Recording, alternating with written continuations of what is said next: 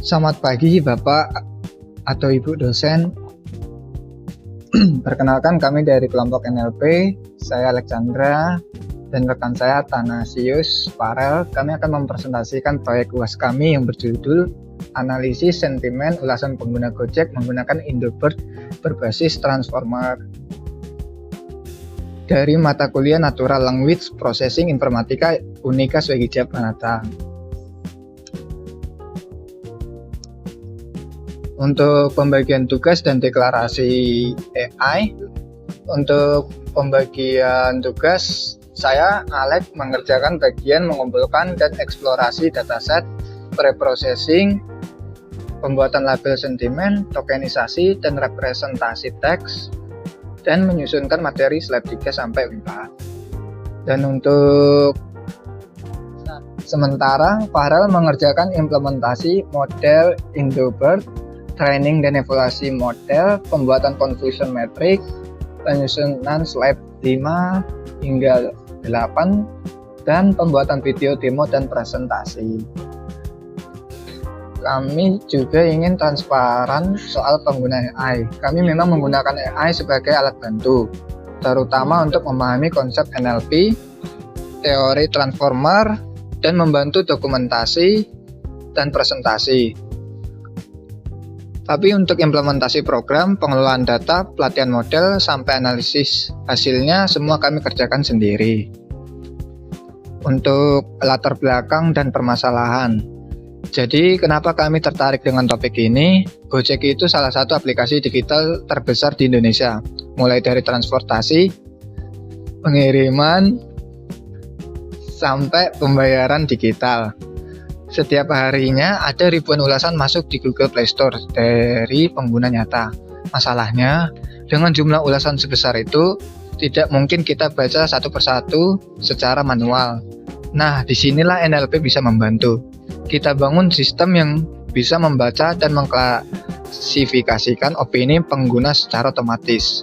Ada 3 pertanyaan utama yang ingin kami jawab. Yang pertama, bagaimana mengklasifikasikan sentimen menggunakan secara otomatis? Kedua, bagaimana memanfaatkan teknologi NLP untuk memahami opini pengguna?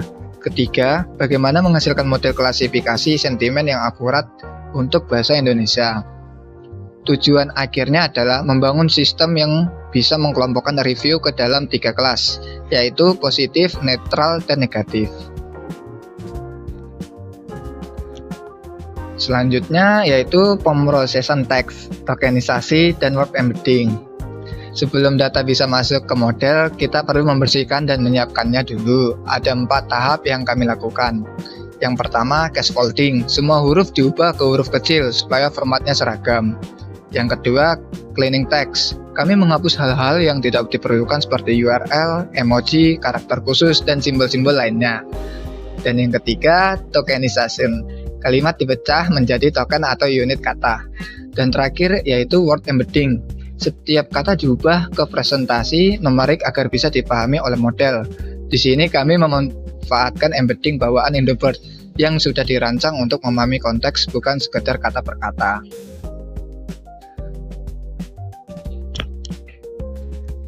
Baik, saya lanjutkan ke bagian arsitektur sistem.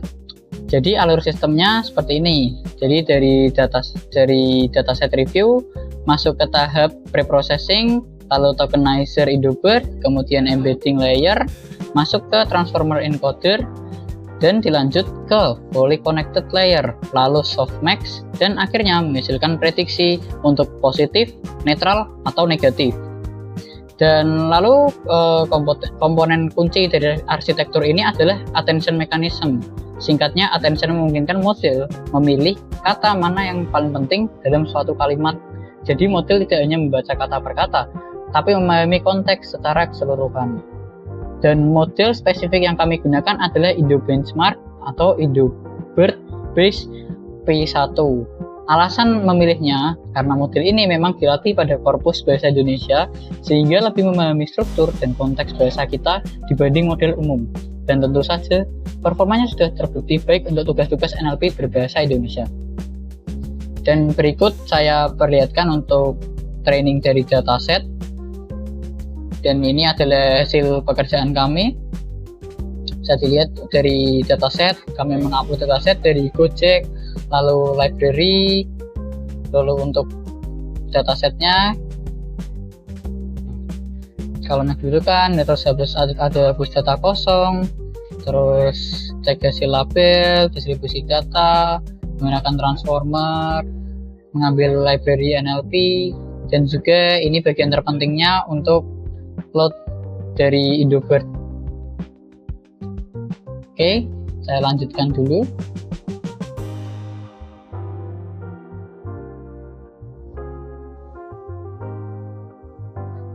Untuk dataset, training, dan parameter, kami menggunakan file bernama Gojek App Review seperti yang saya tunjukkan tadi.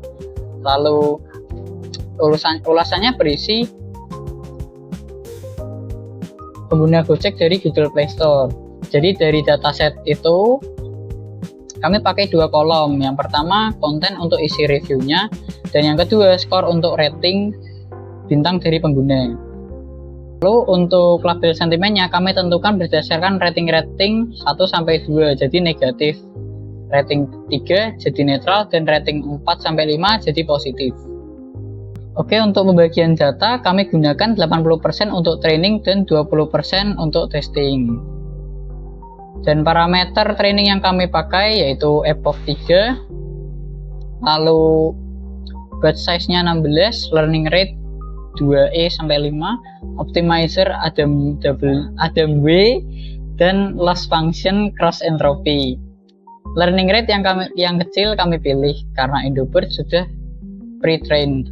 Jadi kita hanya perlu file tuning. Tidak perlu melatih dari nol. Adam W dipilih karena stabil untuk transformer, dan cross entropy cocok untuk klasifikasi 3 kelas. Lanjut. Ke slide selanjutnya kita ke proses dataset, training, dan parameter. Jadi setelah semua parameter siap, model kami latih menggunakan dataset review Gojek tadi. Tujuannya supaya model bisa mempelajari pola sentimen dari teks ulasan pengguna secara langsung. Jadi untuk trainingnya seperti ini. Dan berikut adalah hasil dari training tersebut.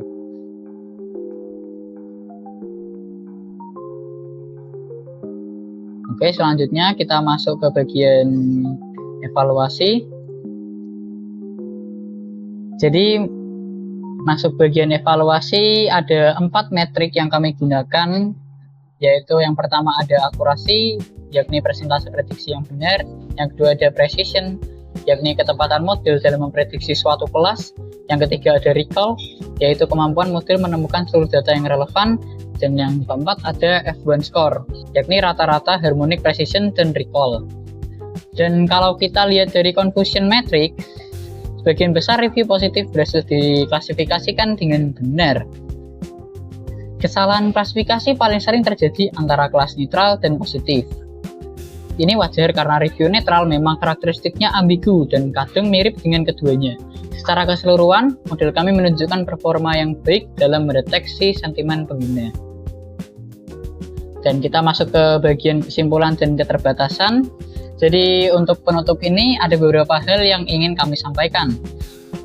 Yang pertama, secara keseluruhan memang proyek ini berhasil membuktikan bahwa Indobird efektif untuk analisis sentimen bahasa Indonesia. Model mampu mengklasifikasikan review ketiga kelas dengan performa yang baik, dan mekanisme attention benar-benar membantu model memahami konteks kalimat. Tapi di sisi lain, kami juga ingin jujur soal keterbatasannya. Dataset kami tidak seimbang. Kelas positif jauh lebih dominan. Ada juga review yang sangat singkat sehingga konteksnya kurang, dan training model transformer membutuhkan GPU agar prosesnya lebih cepat. Kedepannya, kami berharap bisa dikembangkan lebih lanjut, misalnya dengan dataset yang lebih besar dan terbaru, mencoba Indobird Large, atau menambahkan dashboard visualisasi sentimen, bahkan melakukan analisis aspek yang lebih spesifik seperti driver aplikasi, pembayaran, dan layanan. Sekian dari kami.